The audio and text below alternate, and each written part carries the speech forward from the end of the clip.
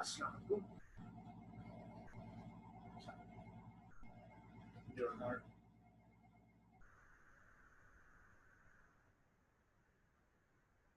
अस्सलाम वालेकुम। Your next topic अभी हम स्टार्ट करेंगे वो है आपका फ्यूचर वाला।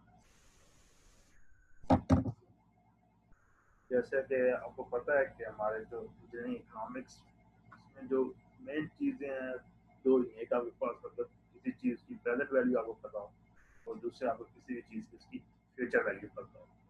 फिर इन्हीं दो वैल्यूज़ की बेसिस पे डिफरेंट मतलब एनालिसिस कैरी आउट किए गए हैं। किसी में आप उसकी प्रेजेंट वैल्यू में किसी को चीज़ को कंपेयर कर देते हो, किसी को आप उसकी फ्यूचर वैल्यू में कंपेयर कर देते हो। लास्ट टॉपिक में हमने अभी कवर किए हैं वो हमारे पास क्या थे उसके दोनों प्रेजेंट वर्ड एनालिसिस थे, इक्वल लाइफ अल्टरनेटिव्स के लिए भी और डिफरेंट लाइफ अल्टरनेटिव्स के लिए। अभी हम जो करने लगे हैं वो कौन से आपके पास future worth analysis. Future world analysis में होता क्या है कि आप जो आपके पास डिफरेंट अल्टरनेटिव्स होंगे या जितने भी प्रोजेक्ट्स होंगे उसको आप कंपेरिजन करेंगे on the basis of future value. कोई भी आप उसकी फ्यूचर वैल्यू की बेस पे उसको डिसाइड करेंगे कि उसकी कौन सा हमारे पास प्रोजेक्ट फिजिबल है और कौन सा उसके पास फिजिबल नहीं। तो फिर आपके पास जो फ्यूचर वैल्यू डिसाइड करने के लिए जो गाइडलाइंस हैं या जो सिलेक्शन क्राइटेरिया है वो आपका सेम एज इट इज़ है जो आपके पास प्रेजेंट वर्ल्ड एनालिसिस के लिए। इन दोनों में कोई डिफरेंस नहीं है, सिर्फ इतना डिफरेंस है कि आप प्रेजेंट वर्थ में आप उसकी फ्यूचर जो प्रेजेंट वैल्यू है उसको फाइंड कर रहे होते और फ्यूचर वर्थ में क्या जा रहे होंगे उसकी फ्यूचर की वैल्यू फाइंड कर रहे हैं। फ्यूचर का वैल्यू मतलब जब प्रोजेक्ट कंप्लीट हो रहा होगा तो तब हमारे पास उसकी वैल्यू क्या होगी, ऐसे प्रॉफिट और लॉस होगा at the end of the completion of the project या कंप्लीशन ऑफ द साइकिल के बाद हमारे पास उसका जो रिजल्ट है वो क्या होगा। और फिर इसमें भी आपके पास वही आपके पास दोनों कि अगर आपके पास अपने नंबर ऑफ प्रोजेक्ट में से आपने कोई एक प्रोजेक्ट सिलेक्ट करना है तो आपने क्या एक्सक्लूसिव इवेंट्स कहते हैं उसमें आपने क्या करना होता है वही अपने प्रोजेक्ट सिलेक्ट करना है जिसकी लार्जर जो या largest value of future worth value जिसकी भी लार्जर होगी फ्यूचर वर्थ वैल्यू अगर म्यूचुअल एक्सक्लूसिव इवेंट्स है मतलब नंबर ऑफ इवेंट्स से कोई एक ही सिलेक्ट करना है चाहे आपके पास जितने भी नंबर डिफरेंट रिलेटिव्स हैं जिसकी फ्यूचर की वैल्यू आपके पास सबसे ग्रेटर एंड वेरी तो उसको आपने सिलेक्ट करना है। ये अगर आपके पास कोई सारे प्रोजेक्ट इंडिपेंडेंट है मतलब आपस में इंटरलिंक नहीं है आपने उसमें से वो प्रोजेक्ट सिलेक्ट करना है कि जिसकी भी फ्यूचर वर्थ वैल्यू पॉजिटिव में आ जाए। मतलब जितनी भी फ्यूचर वर्थ वैल्यू जिस प्रोजेक्ट की पॉजिटिव में आ जाए आप उसको सिलेक्ट कर सकते हो अगर आप सारे प्रोजेक्ट के इंडिपेंडेंट है।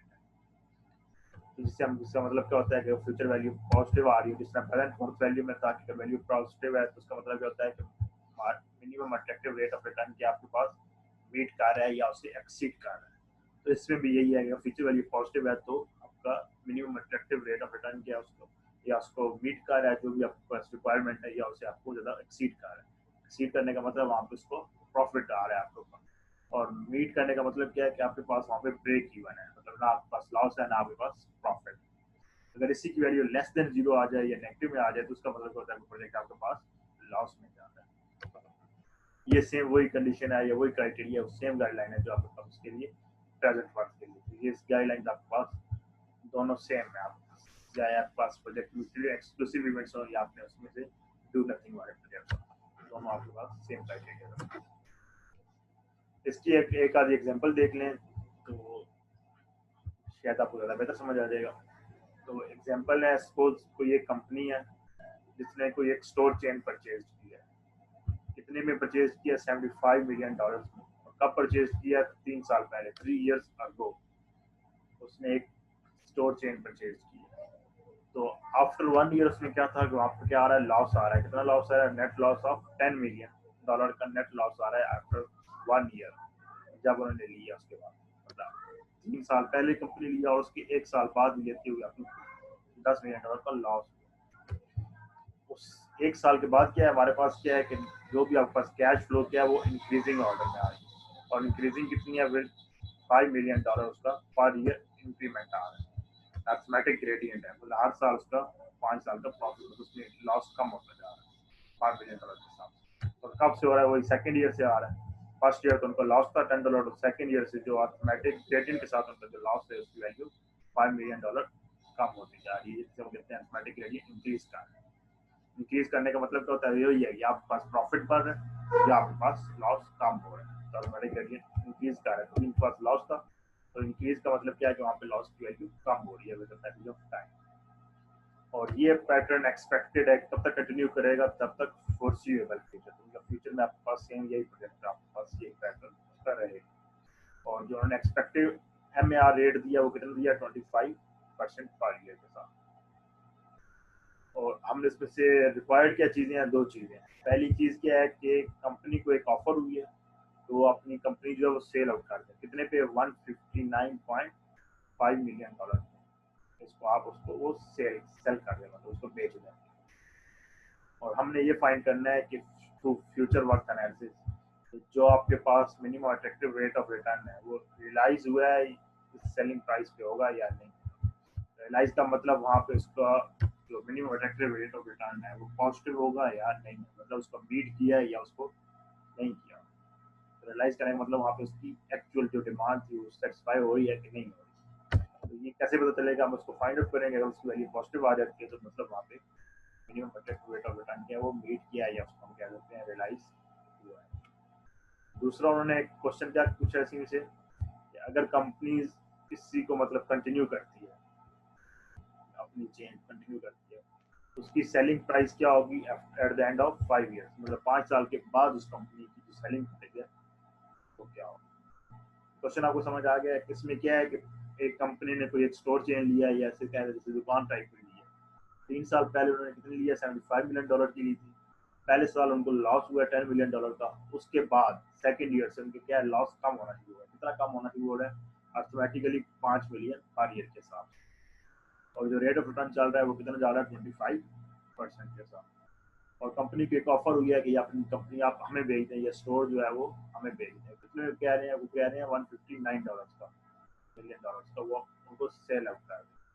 हम ये फाइंड आउट करना है कि अगर उसको $159.5 मिलियन को उसको सेल आउट करें तो जो उनको minimum attractive rate of return है वो मिलेगा उस पर या नहीं मिलेगा, मतलब उसको अगर सेल कर दे तो फिर फायदेमंद है कि नहीं है। और दूसरा ये है कि अगर उसको 5 साल के बाद सेल आउट करें तो उसके लिए फिर क्या, मतलब उसका कितना प्रॉफिट आएगा या उसको सेलिंग प्राइस कितनी मिलनी चाहिए, व्हाट सेलिंग प्राइस हमें फाइंड आउट करेंगे, सेलिंग प्राइस कितनी। ये दो चीज़ें हम लोग मान ली। तो सबसे पहले आपने वही कैश फ्लो डायग्राम ड्रा करनी है।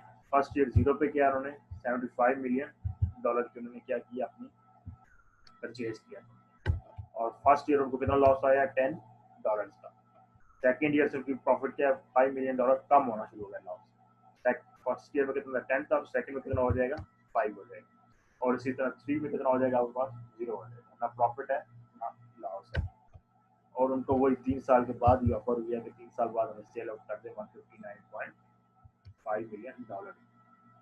तो हमने वो वैल्यू फाइंड करनी है कि क्या ये market rate of return exceed करेगा या नहीं करेगा। और मैंने बताया वो ये है कि एक्सीड कब करेगा, जब आपकी फ्यूचर की वैल्यू पॉजिटिव है। मतलब इनडायरेक्टली आपको 3 साल के बाद यहाँ पे फ्यूचर वैल्यू क्या आती है आपने वो फाइंड आउट करनी है, यहाँ पे इसकी फ्यूचर वर्थ की वैल्यू क्या आ रही है। जिस तरह हम पहले इसमें प्रेजेंट वर्थ फाइंड करते हैं, इस तरह आप उसकी फ्यूचर वर्थ वैल्यू फाइंड करते हैं। करना क्या है, वही 75% को जो भी आपके पास प्राइस है उसको फ्यूचर वर्थ में लेके जाना है। जो आपके पास 10% है फर्स्ट ईयर के पास के बना उसको भी फ्यूचर वर्थ में लेके जाना है। और इस तरह जो आपके पास $5 के बना है उसको भी फ्यूचर वर्थ के आपने उसकी वैल्यू को लेके आना है। दोनों को उसका रिजल्ट जो भी होगा उसको फाइंड आउट करना। और वही है प्राइस जो है 159.5। उसके फ्यूचर वर्थ की फाइंड आउट के लिए क्या करेंगे, -75 into future over present value. अभी हम इसको फ्यूचर की फाइंड कर रहे हैं तो यहाँ पे न्यूमरेटर में क्या आ जाएगी, F/P आ जाएगी। तो लास्ट क्वेश्चन हम क्या करते, जो लास्ट लेक्चर था हमारा उसमें हम क्या करते प्रेजेंट फाइंड कर लेते, तो उसमें ये फैक्टर क्या होता था, P/F होता था। जब फ्यूचर का क्वेश्चन आएगा तो उसमें क्या हो जाएगा, ये फैक्टर F/P वाला F/P आ जाएगा इंटू रेट ऑफ रिटर्न कितना 25%, और ये नंबर ऑफ ईयर्स कितने हो जाएंगे यहाँ से 0 से लेकर 3 तक, तो 3 के साथ ये हमारे पास नंबर ऑफ ईयर्स कितने हो जाएंगे 3। इस तरह सेकंड के लिए क्या आ जाएंगे, -10 F/P 25%, और नंबर ऑफ ईयर्स यहाँ पे कितने आ जाएंगे 3 - 1 2। आपके पास 2 आ जाएगा। इसको यहाँ पे 1 साल हो 2 साल 1 साल हो ये माइनस जो 5 आपके पास नेक्स्ट ईयर है -5 into F O T 25% of इसमें नंबर ऑफ ईयर कितने वही किया जाएगा। और जो आपके पास यहाँ पे उसकी ऑफर हुई है प्राइस वो 159.5 वो तो है ही अब बस 30 साल के बाद भी ऑफर हुई है या आज प्राइस ऑफर हुई है लेकिन कंपनी आपने 3 साल पहले ली थी तो ये क्या आपकी मौजूदा प्राइस है तो आप इसको एज इट इज लेंगे जैसे -159.5 एज इट इज आ जाएगा। इसको सिंप्लीफाई करेंगे तो सिंप्लीफाई करने के बाद जो आपका रिजल्ट आता है नेट तो उसकी वैल्यू क्या आ रही है -$8.86 मिलियन। अब ये वैल्यू नेगेटिव आई है तो इसका मतलब क्या है कि उसको market rate of return achieve नहीं हुआ या दूसरे लफ्जों में कहें कि market rate of return realise नहीं हुआ। अगर कंपनी आपको $159.5 पे सेल करेंगे तो आपको उसमें से लॉस होगा उसमें से आपको प्रॉफिट नहीं। ये तो था हमारा क्वेश्चन का पहला पार्ट। नेक्स्ट पार्ट हमारा क्या था उसमें मैंने पूछा हुआ था कि अगर यही कंपनी हम 5 साल के बाद बेचें तो हमको कितनी कीमत इसको या सेल आउट करना चाहिए किस प्राइस में। उसके लिए क्या हुई अब कैश फ्लो डायग्राम आपके पास 5 साल के लिए बने। पहले हमारे पास 3 साल के लिए जब क्या थी 5 ईयर्स की उसी कैश डायग्राम को आप एक्सटेंड करें। पहले आपके पास वही 5,000 थी सेकेंड में आपके पास $10 की थी उसके बाद हर साल आपका $5 का लॉस कम होता जा रहा है। तो 3 में हमारे पास 0 था तो नेक्स्ट ईयर 4th ईयर में क्या हो जाएगा उसका प्रॉफिट हो जाएगा 5 और उससे नेक्स्ट ईयर कितना हो जाएगा $10 का प्रॉफिट होगा। तो ये आपको क्या हो जाएगा अर्थमेटिक ग्रेडियंट बन गया एक इंक्रीजिंग ग्रेडियंट। इतना ग्रेडियंट उसकी वैल्यू क्या है $5 पर ईयर जो हमें क्वेश्चन में और एट द एंड आपने वही 5 साल के बाद उसकी फ्यूचर वैल्यू क्या आती है वो हमने फाइंड आउट कर ली। तो इसके लिए क्या होगा फ्यूचर वर्थ जो कैलकुलेशंस करेंगे तो क्या आ जाएगी future worth value is equal to -75 F और पी और अब यहाँ पे 3 इयर्स के बजाय किसको रहेंगे आप 5 इयर्स देख रहे हैं तो ये नंबर ऑफ ईयर क्या हो जाएगा आपके पास 5 -10 इनटू एफ ओवर ए क्योंकि अब ये एक अर्थमेटिक ग्रेडियंट आपको बन गया इसको हम क्या कर लेंगे 10 into F over A F over A 25% into 5 number of year यहाँ पे हो जाएंगे उसके 5 है। इसी तरह +5 ए ओवर जी 25% इंटू जी। ए ओवर जी क्या है क्योंकि ये इंक्रीजिंग है एक आपकी ग्रेडियंट की अपनी वैल्यू है जो आपका हर साल उसका प्रॉफिट होता है तो इसलिए इसको ये 5 इंटू ए ओवर जी आ जाएगा और उसके साथ आप मल्टीप्लाई करेंगे फ्यूचर वैल्यू को एनुअल पेमेंट के साथ एफ ओ ए के साथ एफ ओवर ए के साथ मल्टीप्लाई होंगे और ये भी आपके पास किससे ये कब होंगी 5 ईयर्स के लिए ही मल्टीप्लाई। जब आप इसको सिंप्लीफाई करेंगे इसकी कैलकुलेशन करेंगे तो इसकी वैल्यू क्या देती है -246.81 मिलियन। आपको 5 साल के बाद जो कंपनी आपको सेल आउट करनी चाहिए जो आपको मतलब ब्रेक इवन पे भी ये जो मिनिमम ऑफर है जो इसको मीट करेगी जो कितनी है 246.81 मिलियन। तो आपको कंपनी जो आपने इसको सेल आउट करना है तो मिनिमम आपकी जो ऑफर है वो उससे ज़्यादा होना चाहिए। अगर इसी रेट पे 246 से आप सेल आउट करेंगे तो इसका मतलब क्या वहाँ पे ब्रेक इवन है ना प्रॉफिट आपके पास है ना लॉस है। अगर आप कंपनी को 246.81 से ग्रेटर में सेल करेंगे तो आपके पास प्रॉफिट है। अगर इससे कम आप सेल आउट करेंगे जिसमें क्या हो जाए आपके पास लॉस आएगा। तो ये आपके पास क्या उसकी मिनिमम वैल्यू आपको बता रहा है कि ब्रेक इवन वैल्यू आपके पास 5 साल के लिए ये आपके पास जो वैल्यू है 246 ये आपके लिए वहाँ पे क्या है ब्रेक ये जिसे हम कहते हैं कि मीट करने के लिए एमआर ताकि रेट ऑफ रिटर्न। तो यही जो हमारे पास क्वेश्चन पूछे गए थे इसमें से तो ये आपका इसमें कोई इतना मसला नहीं है आपको प्रेजेंट वर्थ समझ आ जाता है तो ये फ्यूचर वर्थ भी सेम एज इट है बस आपने कैश फ्लो डायग्राम करना है और जो भी आपके पास उसकी वैल्यू गिवन है जिस ईयर पे भी आपने उसको फ्यूचर वैल्यू पे जाके जितने भी नंबर ऑफ 3 साल के बाद पूछते हैं 5 साल के बाद पूछते हैं उसको आपने तरह कंपेयर करके फ्यूचर वैल्यूज को फाइंड आउट करना। इसी तरह अगर आपको प्रोजेक्ट्स कंपेयर करने के कहते हैं कि फ्यूचर वैल्यू की बेस पे आपने उसका कंपैरिजन करना हो वो भी आपका सेम एज इट इज रहेगा।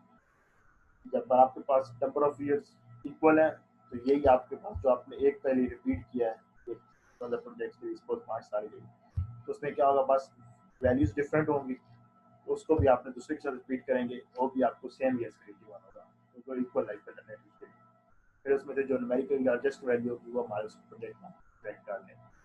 और इसी तरह अगर उसकी डिफरेंट लाइफ अल्टरनेटिव्स हैं तो उसमें भी क्या होगा, आपने वही आपने एलसीएम लेना है, एलसीएम लेके आपने उसकी फ्यूचर वैल्यू पे उसको जाके नंबर ऑफ ईयर इक्वल करके उसके फिर आपने उसकी फ्यूचर वैल्यू पे कंपेयर करना है।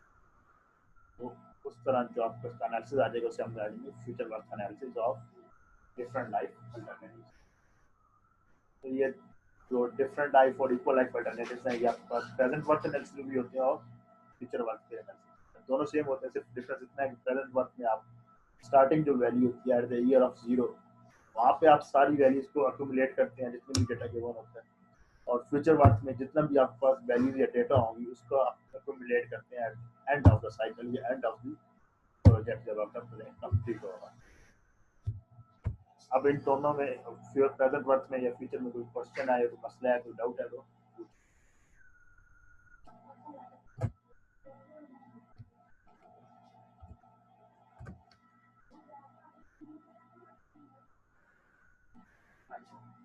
जो हमारे पास एक नॉर्मल टर्म यूज होती है उसे हम कहते हैं कैपिटलाइज कॉस्ट। जो फ्यूचर में प्रेजेंट वर्थ या फ्यूचर वर्थ एनालिसिस के बाद एक टर्म यूज होती है हमारे पास फ्यूचर कैपिटलाइज कॉस्ट। ये कॉस्ट क्या होती है, ये एक्चुअली वो प्रेजेंट वैल्यू होती है किसी भी अल्टरनेटिव की जो कि आपके पास लास्ट फॉर एवर है, मतलब हमेशा उसकी वैल्यू वही रहेगी। जैसे आप समझ रहे हैं कि फॉर एग्जाम्पल तो आपके पास कोई ब्रिजेज हैं, तो आपके पास अब इतनी इजीली आप ब्रिज किसी को भी आप 2 लेन से 3 लेन में नहीं कन्वर्ट कर सकते, उसी कॉस्ट है आती है। इस तरह कोई भी डैम्स हैं उसके आप नंबर ऑफ स्पिल वेज वहाँ पे आप इतनी इजीली उसको इंक्रीज नहीं कर सकते। जो उसकी प्रेजेंट वैल्यू है, अगर उसमें 4 स्पिल वेज है, 8 है, 10 है, 12 है, जो भी स्पिल वेज है वो उतने ही रहेंगे। इस तरह आपके पास इरिगेशन सिस्टम है। सपोज आपने किसी एरिया में नंबर ऑफ केनाल आपने लेआउट कर दिया, वहाँ बिछा दिया कि इस एरिया में 10 केनाल है, तो वो आपके पास नंबर ऑफ केनाल जो है वहाँ पे उसमें क्या होंगी, 10 ही आएंगी। जो उनका डाया है वो पाइप का या जो भी उसके इरिगेशन सिस्टम का आपने रखा हुआ है, तो वो उसके अंदर वो 10 ही रहेगा। तो इतनी इजीली आप उसको इंक्रीज नहीं कर सकते नंबर ऑफ पाइप्स को या नंबर ऑफ उसके डाया, जब तक भी वाटर सप्लाई का जब से उसकी वैल्यूज चेंज नहीं। इस तरह आपके पास रेल रोड है, जहाँ पे आपने एक बार रेल रोड बिछा दिया तो आपके पास उसको इतनी इजीली उसकी लोकेशन को चेंज आउट करना, एक रेल रोड से दूसरी रेल रोड में या एक जगह से दूसरी जगह में जाके जंक्शन बनाना, वो भी इतना इजीली पॉसिबल नहीं है। तो ये जितने भी प्रोजेक्ट हैं जिनकी प्रेजेंट वर्क बहुत लार्ज टाइम के लिए लास्ट करे, जिसे हम कहते हैं इनडायरेक्टली कहते हैं फॉर एवर लास्ट करे, उसे हम कहते हैं कैपिटलाइज कॉस्ट। और इस फॉर एवर से मुराद क्या लेता है, जनरली 50 ईयर्स ले जाते हैं। 50 ईयर्स अगर कोई प्रोजेक्ट उसी टाइम पे रहता है तो हम कहते हैं वो लास्ट में कर रहा है, फॉर एवर लास्ट कर रहा है। तो मोस्टली हमारे पास जितनी भी ब्रिजेस हैं, डैम्स हैं, इरिगेशन सिस्टम है या रेल रोड, वो आपके पास किसी तरह डिज़ाइन किए जाते हैं कि मिनिमम उसका 50 साल तक वो एज इट इज ही रहेंगे। मतलब जितनी भी पब्लिक की डिमांड है उसको वो उसमें मीट करेंगे, जितनी भी रिक्वायरमेंट है वहाँ पे पब्लिक की होगी या फ्यूल्स की होगी, पॉपुलेशन वगैरह को देखते हुए जो भी उसका डिज़ाइन किया जाता है उसका किया जाता है कि अगले 50 साल तक वो एज इट इज वहाँ पे उसकी रिक्वायरमेंट पूरी करें। इसे हम कहते हैं कैपिटलाइज्ड कॉस्ट, जो आपकी इसकी प्रेजेंट वैल्यू होती है किसी ऐसी अल्टरनेटिव की जो आपके पास फॉरएवर लास्ट कर। और इसको फाइंड आउट कैसे किया जाता है या इसको कंप्यूट कैसे किया जाता है, तो ये आपके पास सिंपल होता है। फार्मूला से हम कहते हैं annual worth over interest rate. जो भी उसकी एनुअली उसकी वर्थ आ रही है ए ओवर आई से हम कहते हैं, उसका जो रिटर्न होगा उसे हम कहते हैं कैपिटलाइज्ड। ये ऐसे ही है, अगर उसको एग्जाम्पल दे के देखूंगा, अगर आपके पास किसी को आपने लोन किया है 10,000, आप उसको 20,000 पर ईयर के हिसाब से दिया,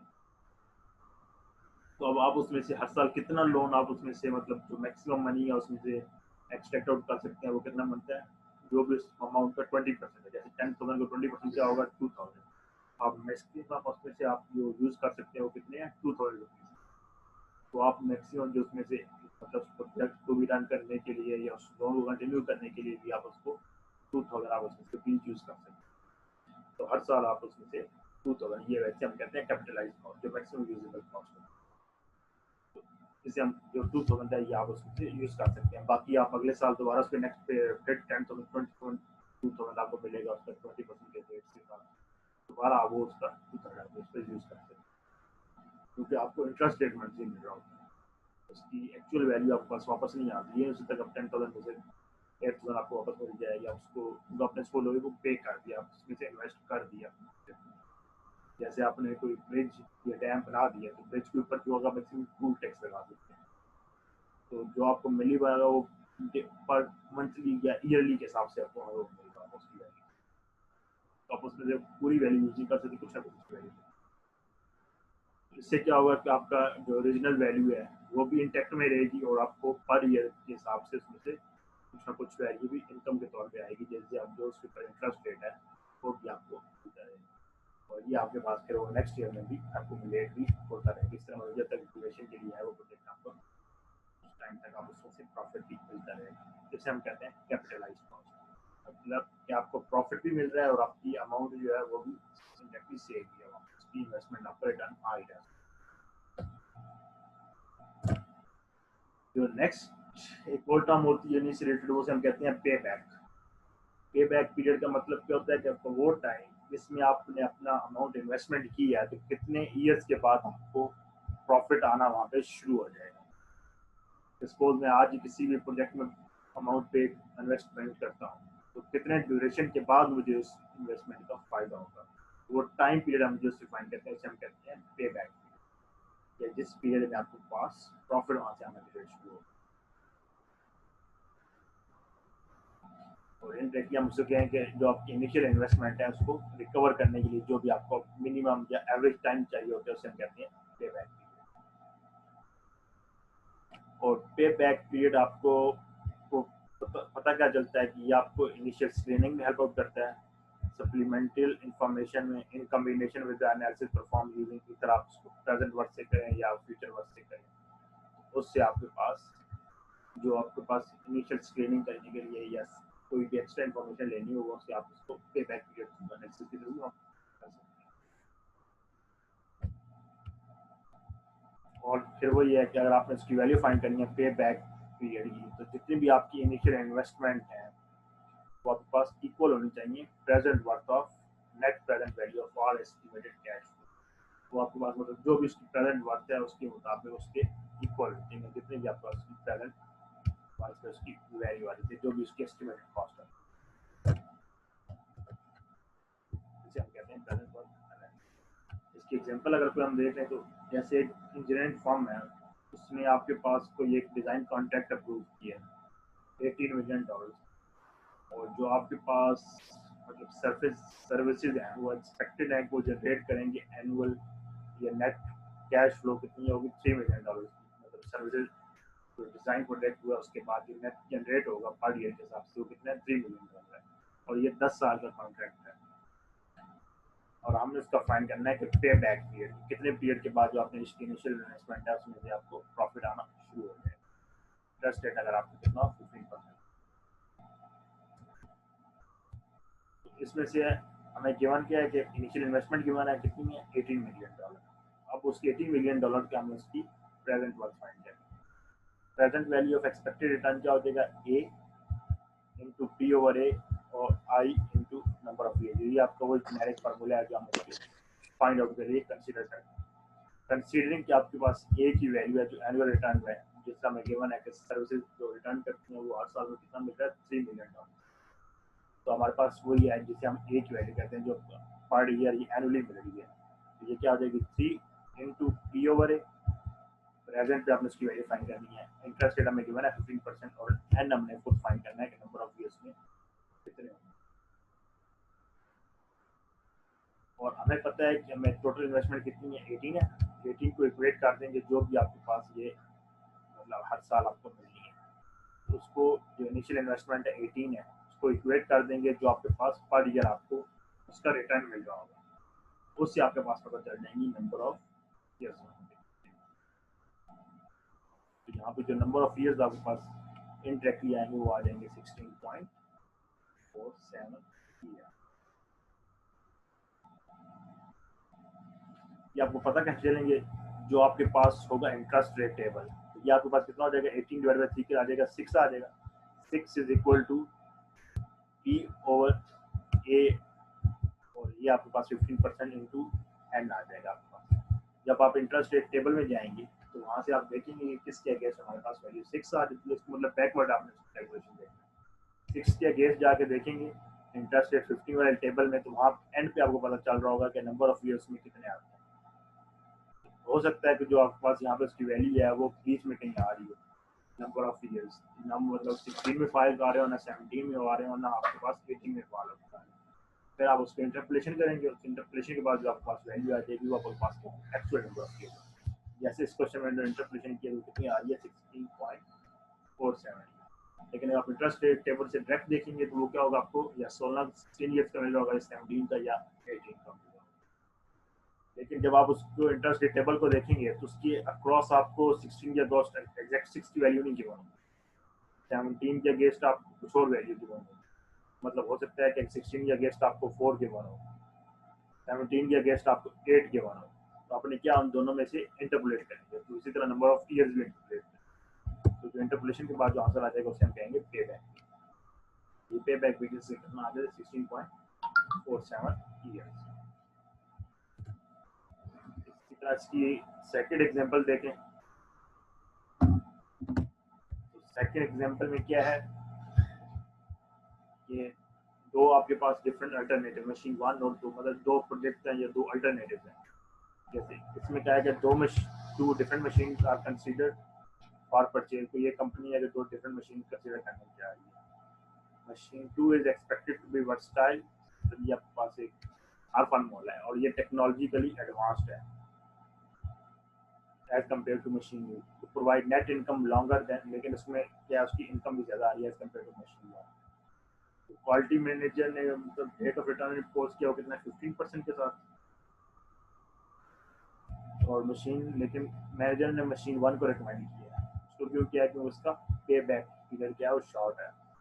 शॉर्ट कितना मतलब उसका पे बैक पीरियड 6.57 ईयर्स है, इंटरेस्ट रेट ऑफ 15%। और हमने चेक करना है कि वो क्या ये सही कह रहा है कि गलत है, मतलब सेक्शन आई है क्वालिटी मैनेजर, तो हमने क्रॉस वेरीफाई करना है। तो ये वेरीफाई कैसे होगा, आप मतलब सेम उसी तरह आप उसका एनालिसिस करेंगे, 1 का भी 2 का भी, दोनों कंपेयर करेंगे तो उससे पता चल जाएगा कि आपके पास 1 इकोनॉमिकल थी या 2 इकोनॉमिकल थी, तो उसका पे बैक पीरियड क्या है।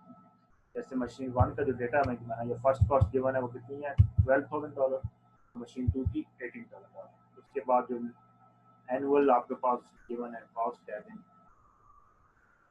एनुअल नेट कैश फ्लो जो आपको गिवन है मशीन 1 के लिए वो कितनी है 3000, और मशीन 2 के लिए क्या है 1000 है फॉर फर्स्ट 5 ईयर्स, और जो नेक्स्ट आपके पास गिवन है नेक्स्ट 10 ईयर्स के लिए वो गिवन है 3000, मतलब 6 से ऑनवर्ड जो आपके पास 14 ईयर्स तक है वो कितनी है 3000 गिवन है। और जो लाइफ में गिवन है मशीन 1 की 7 ईयर्स है, उसका मशीन 2 कितनी है 14 ईयर्स। और हमने ये फाइंड आउट करना है कि जो मैनेजर का जो क्लेम है कि मशीन 1 उसके लिए ज़्यादा इफेक्टिव है पे बैक पीरियड के लिए, उसका पे बैक पीरियड शॉर्ट है, जल्दी आपको प्रॉफिट आना शुरू हो जाएगा, क्या इसका ये क्लेम ठीक है या नहीं। इसके लिए क्या हो जाएगा मशीन 1 के लिए ये फर्स्ट कॉस्ट है 12,000 आपका इक्वल हो जाएगा जो आपने इनिशियली पे किया है, 12,000 इज इक्वल टू 3,000 जो आपका उसको पर मतलब एनुअली आपने उसको पे करना है this value 3,000 into P over A into 15% into net value of payback period, और जिससे आपके पास पे बैक की वैल्यू पीरियड क्या आ जाएगी 6.57 ईयर्स। इसी तरह आप मशीन 2 का चेक करेंगे, मशीन 2 का क्या आ जाएगा 8,000 जो आपके पास इनिशियल उसकी कॉस्ट है, initial cost 8,000 is equal to 1,000 for first year 5 years, जो हमें यहाँ पे क्वेश्चन है फर्स्ट 5 ईयर्स के लिए क्या उसकी 1,000, और नेक्स्ट के लिए कितनी है 10 ईयर्स के लिए 3,000। फर्स्ट 5 ईयर्स के लिए क्या उसकी पी ओवर ए की वैल्यू 1,000 प्लस 3,000, और ये आपके पास गिवन है नेट पे बैक पीरियड माइनस 5, पहले 5 साल निकाल के उससे माइनस करने अपनी उसकी वैल्यू आ जाएगी 15% के साथ, और फिर ये वही वैल्यू मल्टीप्लाई हो जाएगी पी ओवर है 15% इंटू 5 के साथ, जो मतलब उसकी वैल्यू को रिजल्टेंट या कम्युलेट कर देंगे फ्यूचर वैल्यू से। क्योंकि ये जो वैल्यू आ जाएगी ये आपके पास कहाँ पे आएगी at the end of year 6 पे इसकी नेट वैल्यू आ जाएगी, तो 6 को आ रही होगी उस वैल्यू को आपने फिर आपके जीरो पीरियड पे लेके आना है। जीरो पीरियड पे लेके आने के लिए क्या करेंगे प्रेजेंट ओवर फ्यूचर 15% इंटू 5 के साथ उसको मल्टीप्लाई करेंगे, जो भी यहाँ पे वैल्यू आती है ईयर्स क्या होगी डायरेक्ट आपस में दोनों मल्टीप्लाई हो जाएंगे टेबल की इंटरेस्ट रेट की वैल्यू। जैसे पे बैक पीरियड किसका आज कितना आ जाएगा, इसका जो रिजल्ट आ जाएगा वो आ जाएगा 9.52 ईयर्स। तो वन का जो पे बैक पीरियड है वो कितना है, शॉर्टर है 6.57, और सेकंड का जो पे बैक पीरियड है वो कितना है 9.52, जो कि इसका ग्रेटर। इससे पता चलता है कॉन्ट्रैक्टर वन का जो क्लेम है वो क्या था, ठीक था।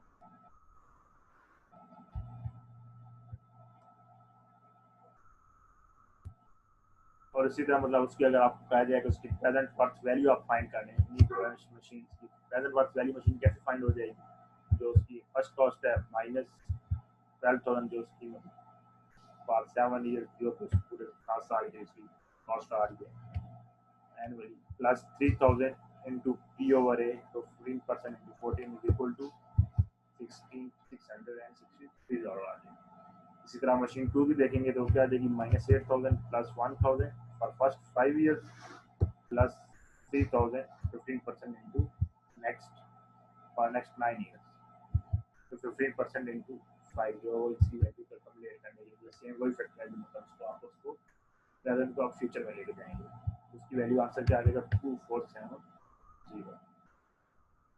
इसकी बेस पे आपने प्रेजेंट वर्थ के एनालिसिस बेस पे आपने कौन सी मशीन सेलेक्ट होगी, मशीन 1 की वैल्यू आ रही है 653 और सेकंड की आ रही है 2400, ये दोनों वैल्यूज पॉजिटिव है, जिसमें आपके पास ज्यादा प्रॉफिट आ रहा है वो उस मशीन को आप उसको सेट करेंगे on the basis of present worth value. Machine 2 greater है तो इसलिए हम मशीन 2 को सेलेक्ट करते हैं।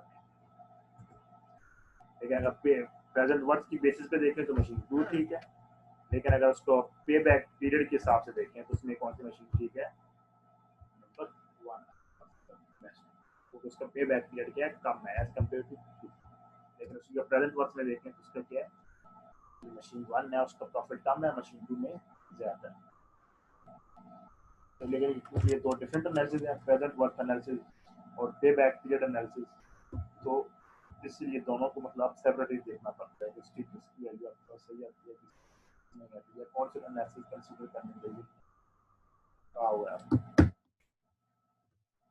इसमें अभी आपको कोई क्वेश्चन है इस टॉपिक में या इससे रिलेटेड वो